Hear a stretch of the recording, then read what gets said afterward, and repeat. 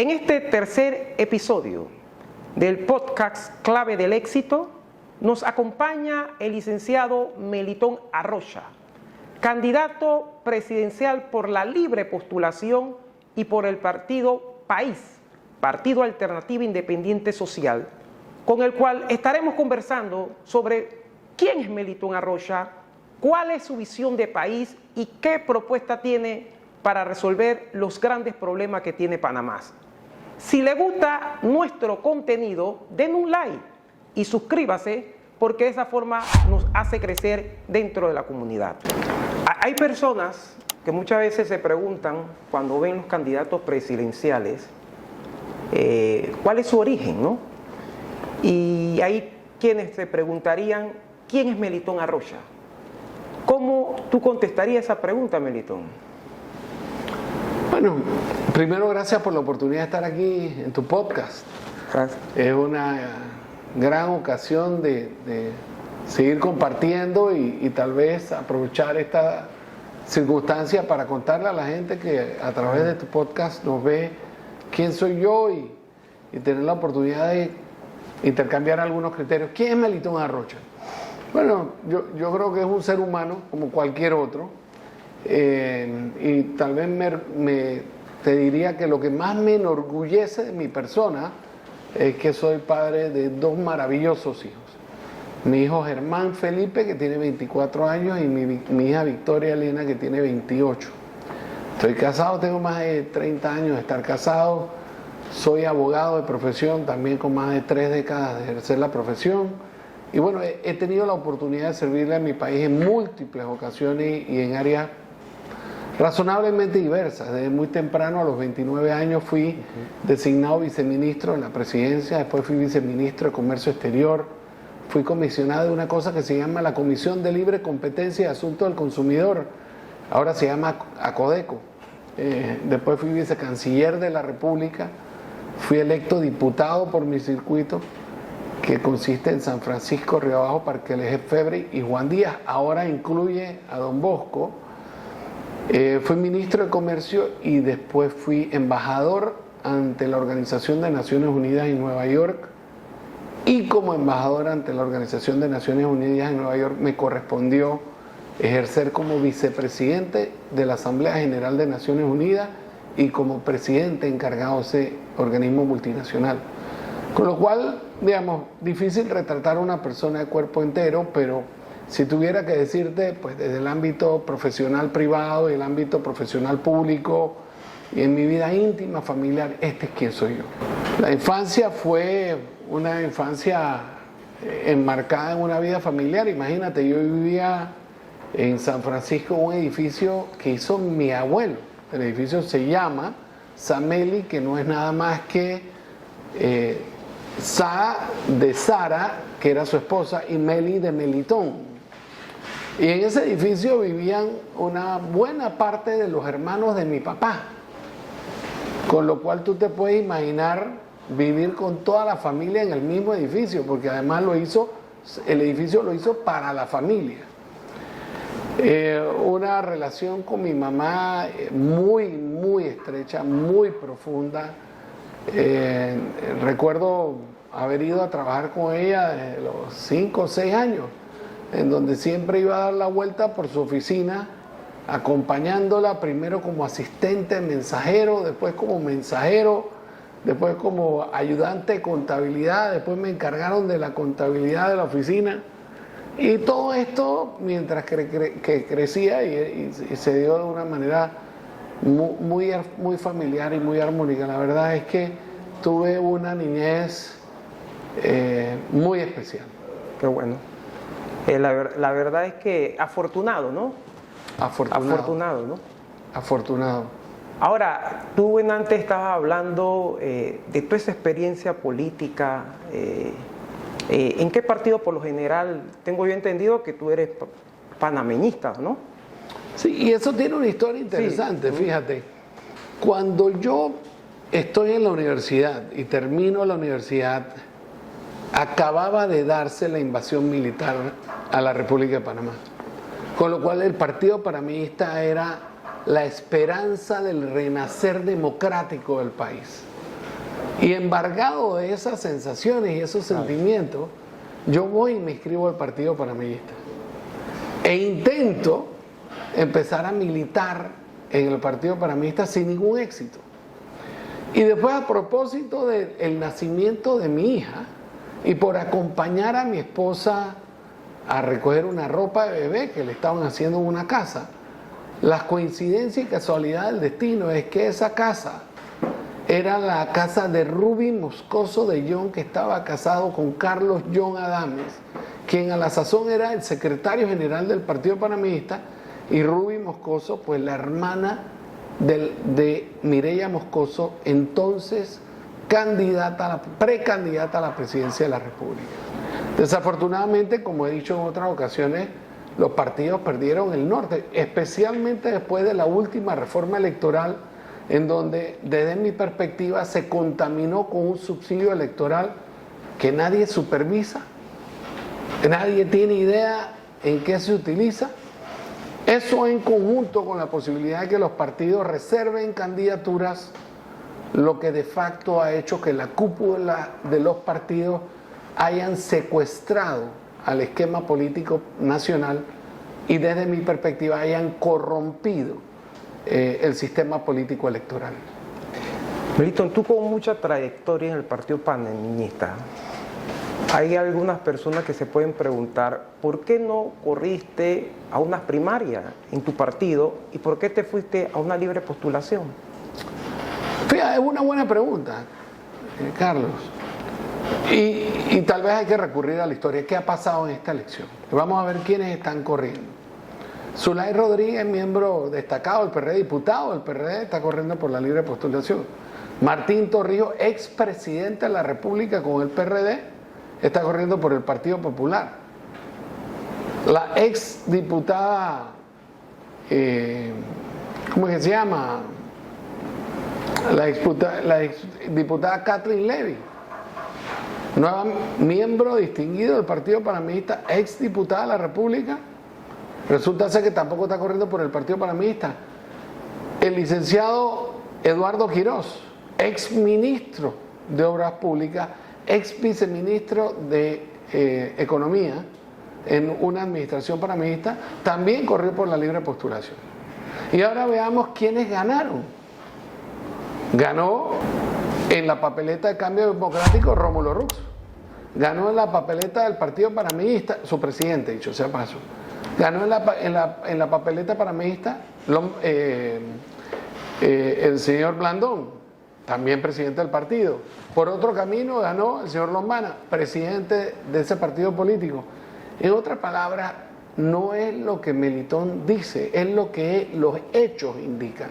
La última reforma electoral se ha encargado de secuestrar a los partidos por parte de su establishment, no dándole oportunidades a que hayan primarias competitivas. Entonces ahí está la respuesta, Carlos. Es decir, que tu visual es que los partidos tradicionales están desgastados. Sí, fíjate, no solo están desgastados en su función de ser una plataforma política, y cuando me refiero a una plataforma política, es una plataforma de generación de políticas públicas en beneficio del país.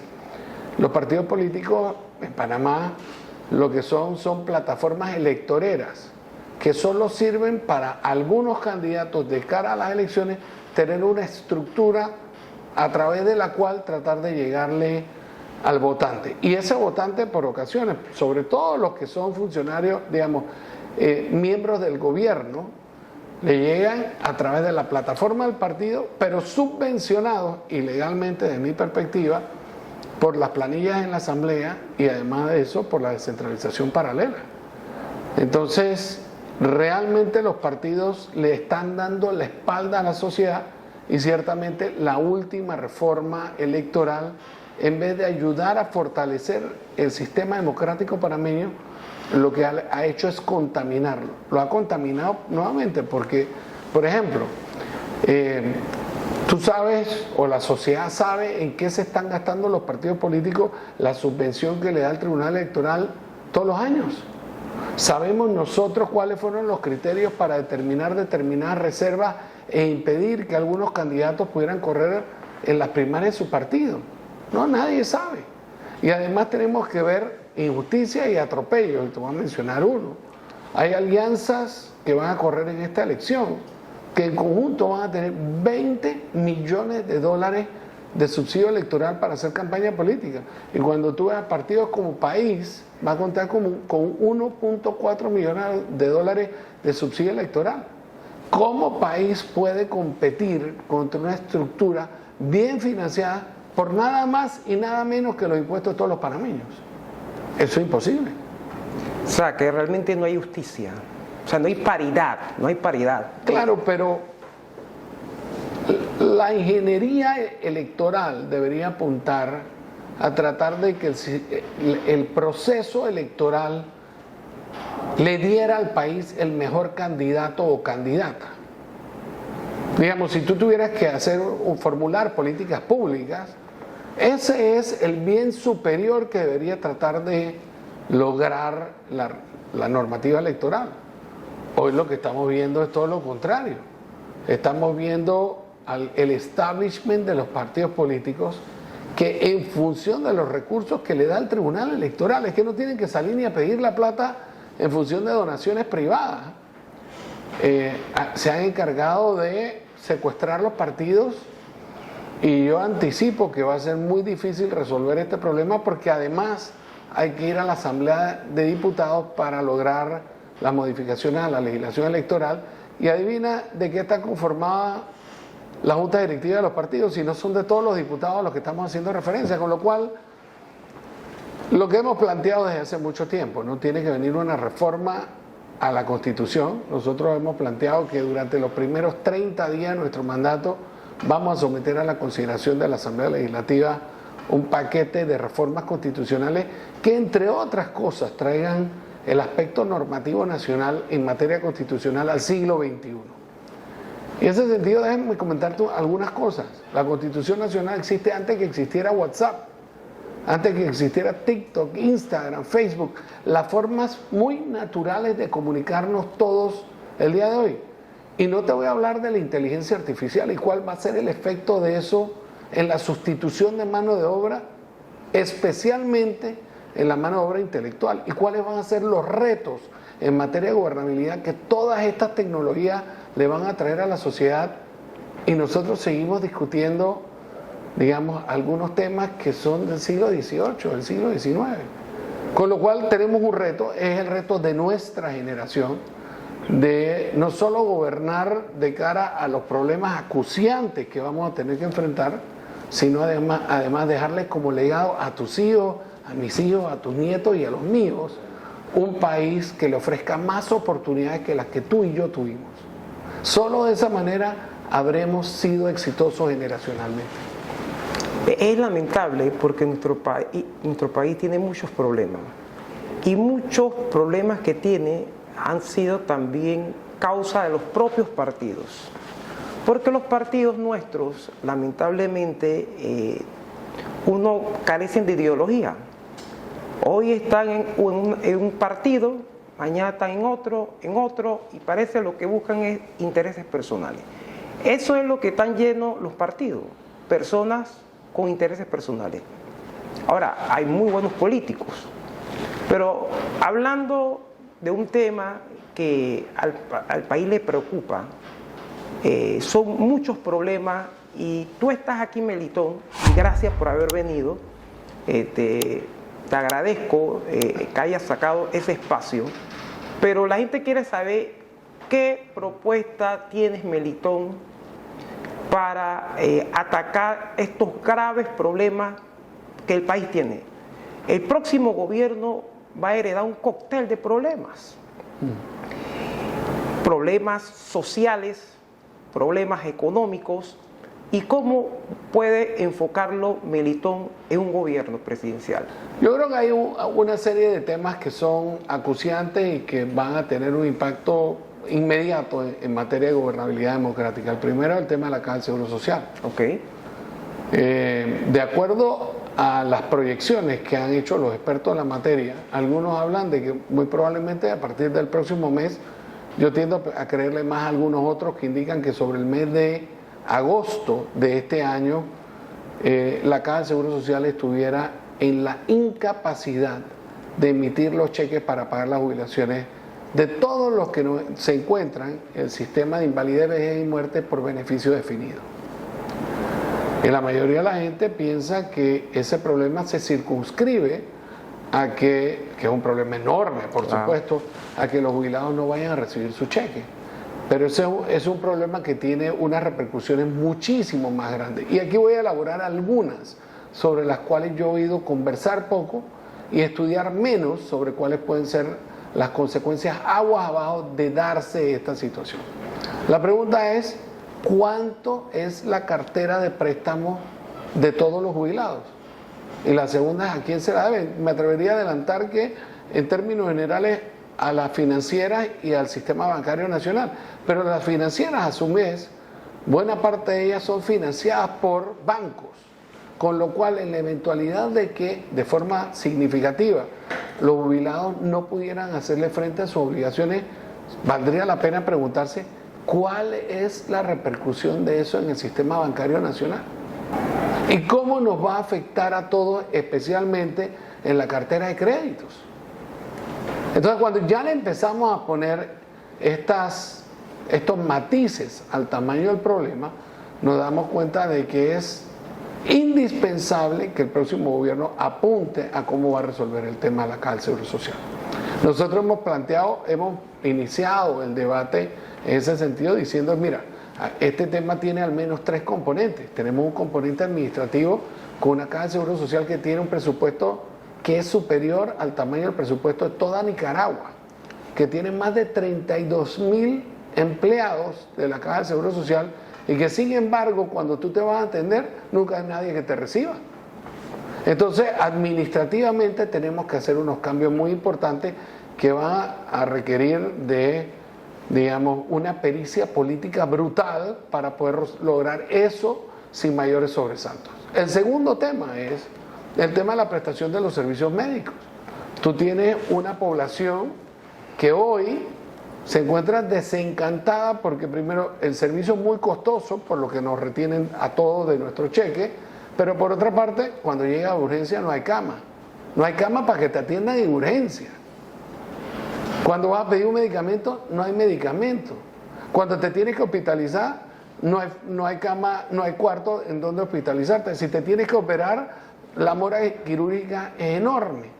Al punto que te digo esto es que el programa de servicio de prestaciones médicas no es deficitario, pero no es deficitario porque contraintuitivamente si tú tienes recursos suficientes, tú te vas a ir a atender en la clínica privada.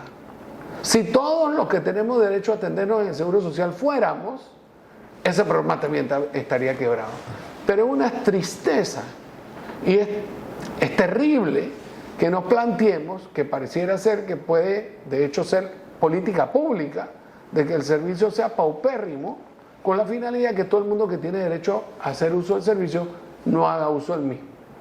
Entonces ese es un tema que hay que resolver y ahí tiene que haber concursos, por supuesto, de médicos, de las enfermeras. Tenemos que traer a un sistema que por rato está bien equipado pero que no se le da ningún mantenimiento y que hay gente que adolece el entrenamiento para operar el equipo tan sofisticado que se tiene en las instalaciones de la Caja de Seguro Social, y hay que hacer una inversión muy importante en materia de software que permita darle información en tiempo real a la administración como para saber dónde están los medicamentos, qué medicamentos hay que comprar, gestionar una cita como se gestiona en pleno siglo XXI. Mira, yo estuve en la JJ Vallarino hace 3 semanas atrás, fuimos a las 2 de la mañana. Ahí el promedio de la gente era de 65 años y cuando llegamos a las 2 de la mañana, ahí al menos habían 250 personas esperando. No te puedo decir lo que fue cuando abrieron la puerta a las 7 de la mañana. Eso no tiene nombre. Señores mayores con situaciones de estado de salud complicado, se formó un desorden entrando, hubo gente que se cayó, hubo peleas. ¿Cómo es posible que en pleno siglo XXI nosotros no tenemos un sistema moderno de adjudicación de citas? Y por último, la cerecita del pastel. Ya lo mencioné, el sistema de invalidez, vejez y muerte por beneficio definido en agosto de este año, si no hacemos nada, colapsará. El gobierno hoy hizo el nombramiento del tercer actuario, indispensable para poder darle fondos al sistema como para que no colapse en agosto. Estamos a 15 de enero. Lo que está haciendo este gobierno, de mi perspectiva, es darle una bomba de relojería al próximo gobierno. Habiendo dicho todo lo anterior, creo que tenemos que ganar credibilidad con el usuario, entendiendo que estamos en condiciones de ofrecerle servicios en cantidad y de calidad en materia de prestaciones de servicios médicos, y después reflotar el sistema con unos fondos que hagan un salvavidas mientras que nos damos el espacio para tener una conversación generacional en donde le planteemos al país cómo vamos a hacer para salvar la Caja del Seguro Social. Y aquí te digo, las decisiones serán complejas y todos tendremos que poner una gota de sacrificio. El que te diga una cosa contraria te estará mintiendo. Sí, Melitón, la verdad es que esto no lo podemos postergar más.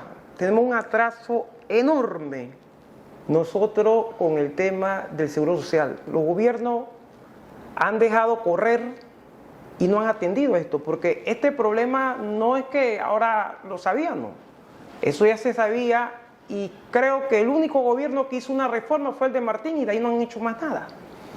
Y era para extender el problema. El tema es que la gente pobre, la gente de a pie, como llamamos, sufren las consecuencias de esas malas administraciones. De hecho, nadie, en su mayoría, que tiene recursos, se atiende en el seguro, sencillamente porque tiene otra opción. Pero la gente pobre no tiene recursos para atenderse en Paitilla, San Fernando. Entonces tienen que sufrir todas esas situaciones de filas. Pero déjame ponerte un ejemplo de los temas de mala administración. Yo tengo un compañero en la campaña que su mamá se cayó y se rompió la cadera. La señora tuvo que esperar como 2 semanas para conseguir un cuarto. En el cuarto estuvo 2 semanas esperando a que la operaran. La operaron un día y no me acuerdo si al día siguiente o 2 días más tarde estaba afuera. Hubo un cuarto ocupado 2 semanas para que una persona solo tuviera que estar 2 días en el hospital. ¿Y cómo Melitón Arrocha piensa combatir la delincuencia en Panamá? Bueno, mira, la principal forma de combatir la delincuencia es generando empleo. La mayor cantidad de la gente que comete una infracción no es porque quería cometerla, es porque francamente está en una situación de desesperación que lo lleva a cometer la infracción. Por lo tanto, la principal forma de darle seguridad al país es teniendo unas elevadas tasas de empleo, especialmente dirigidas a los jóvenes que se acaban de graduar de la escuela secundaria y de la universidad. Ahí es donde está el grueso del desempleo. Pero una vez que generemos esas condiciones económicas favorables en donde le estamos poniendo plata a la gente en su bolsillo, el que no decida entrar en un comportamiento idóneo para la sociedad, le vamos a aplicar mano dura. Y aquí tiene que venir un concurso no solo de las entidades policiales y del Ministerio Público, tenemos que venir acompañados de los jueces de paz y tenemos que venir acompañados de los tribunales de justicia. Que no les pese la mano para aplicar la certeza del castigo, porque también la sociedad y particularmente la Policía Nacional se cansa de que ponen a buen recaudo a gente del mal vivir para 3 semanas después verlos en la calle que se están burlando de ellos. Entonces esos son temas que tenemos que atacar de forma integral para devolverle a la gente la seguridad. Qué bueno que ha abordado el tema de una forma muy puntual. Con el tema de la delincuencia, porque ha tomado tanta fuerza que la delincuencia la encontramos no solamente en los barrios, existen los delincuentes de saco y corbata. Entonces tenemos que saber que la certeza del castigo debe ser para todos y que haya un código penal igual para todos, No es que le vamos a aplicar a uno una cosa y al otro otra. Entonces tenemos que mandar un mensaje claro con respecto a eso. Muchos malos ejemplos que se han dado también lo que hace es motivar a la delincuencia, porque si no hay castigo, entonces la gente dice vale la pena delinquir. Entonces tenemos que apuntar a eso, pero también algo que es fundamental y que lo mencionaste, Melitón, es el tema empleo, porque mucha gente que no tiene para poner la paila y que en barrios populares como el de San Miguelito y muchos otros, donde un muchacho de 20 años tiene 3 hijos y no trabaja y la mujer no trabaja, pero entonces el niño le pide leche, ese muchacho es propenso a ver qué hace para resolver eso. Y entonces ahí es que viene, como es un caldo de cultivo, de oportunidad para las bandas, ofrecerle oportunidad y cae en eso. Eso no lo justifica, porque la pobreza no justifica de ninguna parte el delinquir.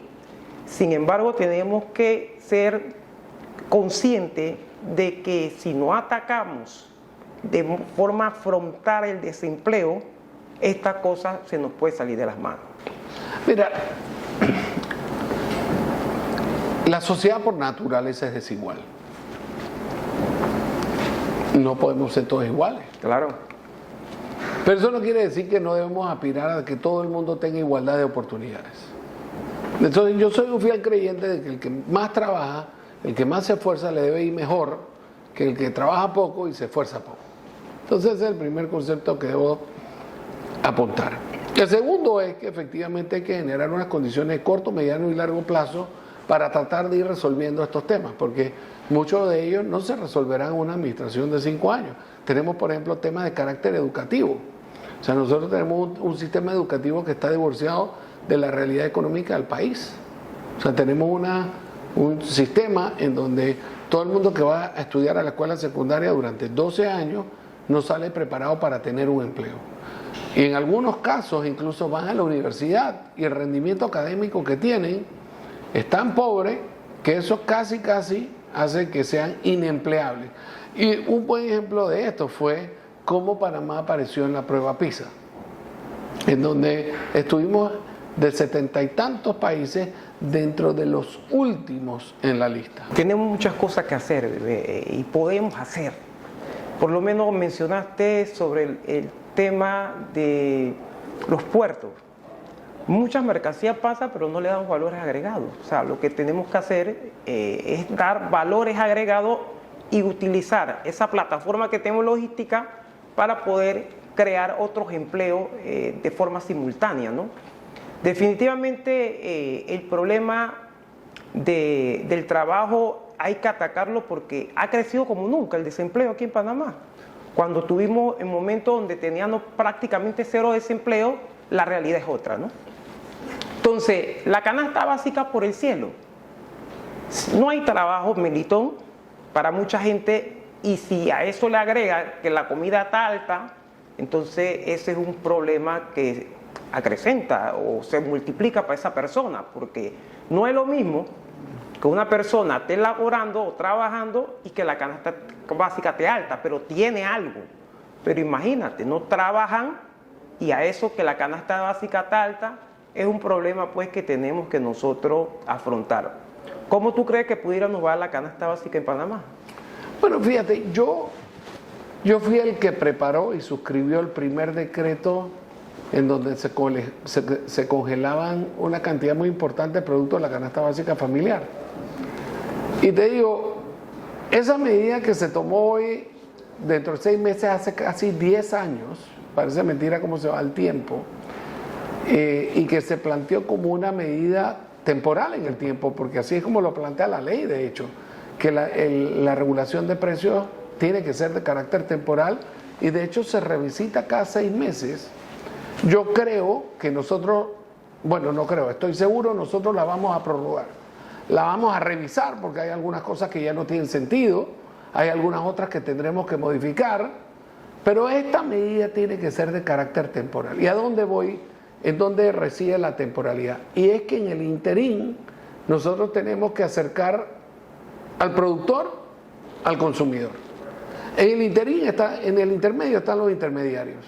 Y esos intermediarios hacen que en algunas ocasiones, no en todas, se encarezca irracionalmente el producto. Fíjate, la semana pasada yo estaba en el interior y estábamos con un productor de limones. Él nos decía que vendía el 100 de limón en $3.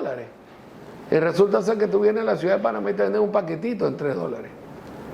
Entonces, no pueden ser de ese tamaño las ganancias del intermediario, con lo cual el plan es crear una cantidad muy importante de mercados periféricos, porque en la medida en que tengamos mercados periféricos que están vendiendo más barato, van a disciplinar al chinito y van a disciplinar al supermercado.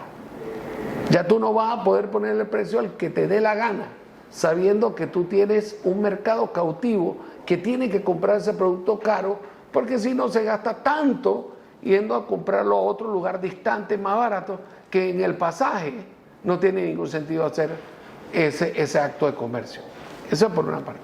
Y la otra, dotar de todas las herramientas necesarias para que Acodeco inicie investigaciones por la presunta comisión de prácticas monopolísticas y elevar esta comisión de prácticas monopolísticas a un tipo penal. ¿Y a qué me refiero con eso para los que nos ven y tal vez no son doctos en la materia de derecho económico? Es que no vamos a permitir que 3 avivatos se pongan de acuerdo en cuánto le van a vender un producto, burlando las leyes del mercado. Y para eso, entre otras cosas, vamos a ver el precio al que se importó el producto y el precio al que se está vendiendo el producto al consumidor. Y ahí tiene que haber una banda de precios que sea razonable, porque donde no exista razonabilidad entre el precio de importación, una sana competencia, el precio de venta al consumidor final, evidentemente eso tiene que llamarle la atención al regulador para iniciar una investigación en ese rubro.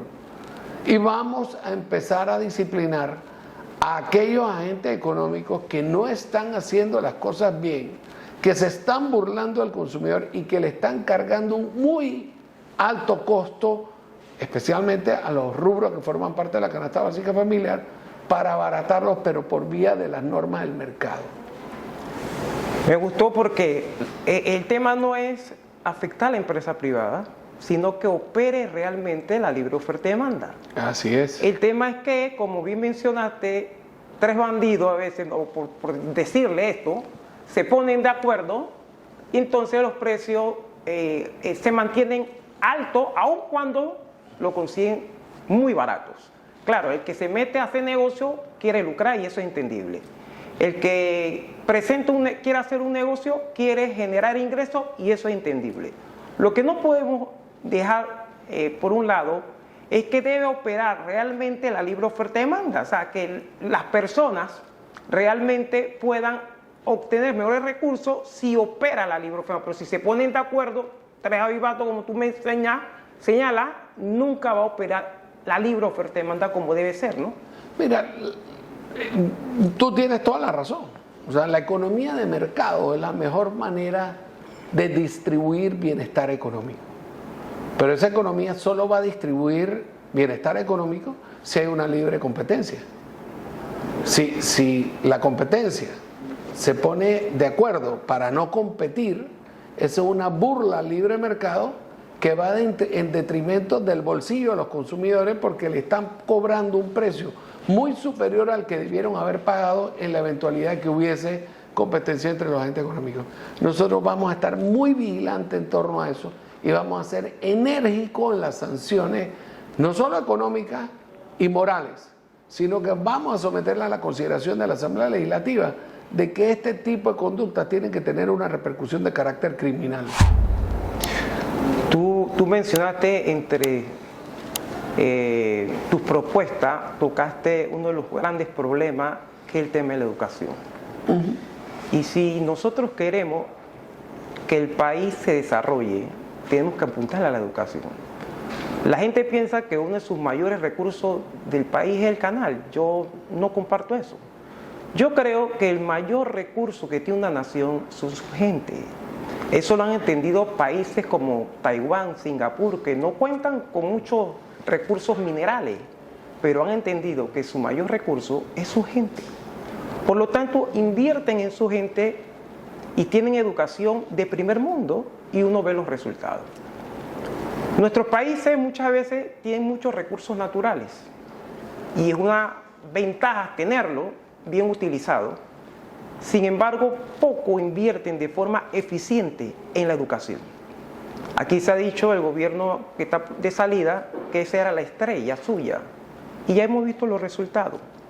¿Cómo Melitón Arrocha, cuál es su visión en cuanto al sistema educativo y cómo puede, entre sus propuestas, promocionar lo que es la ciencia y la innovación? Aquí no se investiga, Melitón. Aquí se hace muy poco trabajo. Se investiga, pero muy poco trabajo. Si uno va a las universidades y pregunta sobre los estudios de posgrado y los estudios de maestría, poco hacen trabajo de campo y de investigación. Y eso es necesario porque los países desarrollados, si hay algo que hacen, es investigación. Porque así pueden investigar para afrontar problemas y resolverlos. ¿Cómo Melitón Arrocha piensa incentivar, o por lo menos esa deficiencia que tenemos educativa en cuanto a la promoción de la ciencia y la innovación, ayudar? Mira, yo creo que primero hay que hacer un diagnóstico, ¿no? El 7% total del presupuesto general del Estado va destinado a la educación. Y sin embargo, la última prueba PISA nos pone en los últimos puestos a nivel internacional, entendiendo que el 7% de un presupuesto general del Estado que está por encima de los 30.000 millones de dólares. O sea que no es poca cosa lo que invertimos, pero no hay una relación entre lo que invertimos en materia de educación y los resultados que estamos obteniendo. Entonces, cuando uno llega a ese diagnóstico inicial, uno tiene que llegar a la conclusión de que hay que cambiar. Ahora, bueno, veamos a ver qué es lo que tenemos que cambiar, ¿no? Entonces, con el concurso de los maestros y los profesores, nosotros tenemos que cambiar el sistema de nombramientos. Pues resulta ser que en vez de que la capacidad o el rendimiento de tus estudiantes sea lo que el principal factor que determine tu promoción, resulta ser que tu nombramiento o promoción depende de que tú estés sintonizado políticamente con la estructura que se encarga de gestionar ese tipo de temas. Entonces, cuando empezamos a ver esto, en el fondo lo que tenemos es un sistema educativo que no entiende como su bien jurídico superior el bienestar del estudiante en materia de conocimiento, de aptitudes y actitudes que debe uno asumir durante los primeros años de formación escolar, porque son el parvulario, la escuela primaria y por supuesto la escuela secundaria. Entonces, tú lo dices bien, no solo es que tenemos una crisis ahí, es que después tenemos un desprestigio generalizado en donde ya tú no te atreves a decir que nadie te dio una beca. Una cosa que debería ser uno de los símbolos de orgullo de cualquier persona y es decir que tú recibiste una beca. En Panamá eso puede ser un sinónimo de desprestigio, sobre todo a la luz de los auxilios económicos que están saliendo, en donde uno ve que en función del enchufe político que tú tengas, que decidieron pagarte una muy onerosa carrera universitaria sobre los cuales a nadie le han informado cuáles fueron tus méritos para ganarte ese auxilio económico, cuáles fueron los resultados tuyos en la universidad en materia de cómo te fue, qué notas sacaste, en particular cuál es la política pública de lo que tú le vas a devolver al país. Fíjate, aquí yo he visto gente que han mandado a estudiar repostería,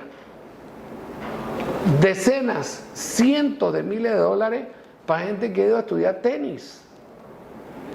Y la pregunta es si nosotros, y no quiero de ninguna manera demeritar a los tenistas o a los reporteros, me parecen carreras todas muy importantes, pero si un país tiene necesidades económicas, ¿cuál es la política pública en materia de generación de conocimiento?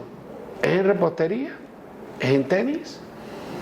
¿O nos vamos a plantear que es en ingeniería, en la captación de talento para que desde Panamá se empiece a explorar la inteligencia artificial o las áreas del conocimiento que tienen una mayor expansión económica a nivel global y que nosotros nos convertamos en un hub de ese conocimiento de manera tal que podamos atraer inversión extranjera directa como lo hace Costa Rica? Fíjate, Costa Rica no tiene un buen aeropuerto, está situado en medio de montaña, no tiene un solo puerto y sin embargo a cada rato oímos que las compañías tecnológicas desprecian Panamá para ubicarse en Costa Rica. ¿Por qué? Porque ellos tienen lo más importante, lo que tú mencionaste, el recurso humano capacitado. ¿Hasta cuándo vamos a ser negligentes en esto? ¿Cómo tú miras a la cara si tú eres el director del IFARU hoy o fuiste el director del IFARU hace unos meses atrás y tú le dices a un muchacho que tiene buenas notas, que se ha esforzado, que tú no le vas a otorgar una beca o un auxilio económico después de los escándalos que todos hemos visto?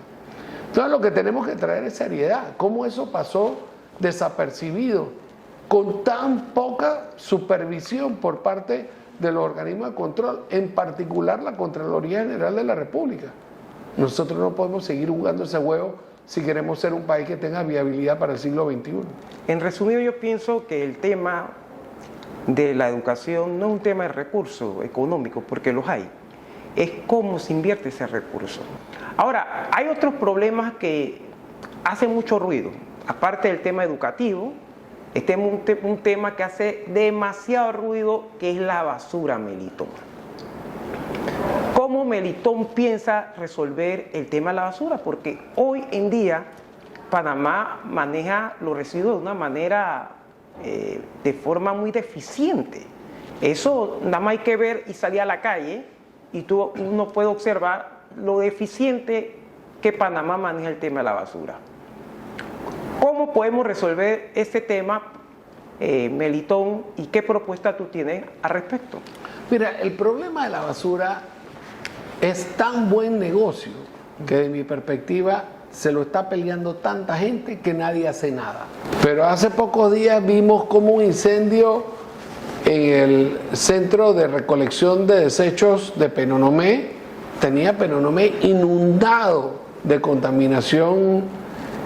Son temas que nosotros no podemos seguir manejando de esa manera, ¿no? Particularmente en una época en donde la sociedad moderna le otorga un enorme valor a la basura dentro de una economía circular, en donde esos desechos se convierten nuevamente en productos. Y por ahí es que tenemos que apuntar, darle el valor a la basura que la basura tiene. Quiero agradecerte el espacio que has sacado para estar conmigo en este podcast Claves del Éxito, y bueno, espero que no sea la última vez que podamos estar compartiendo. Así será, Carlos.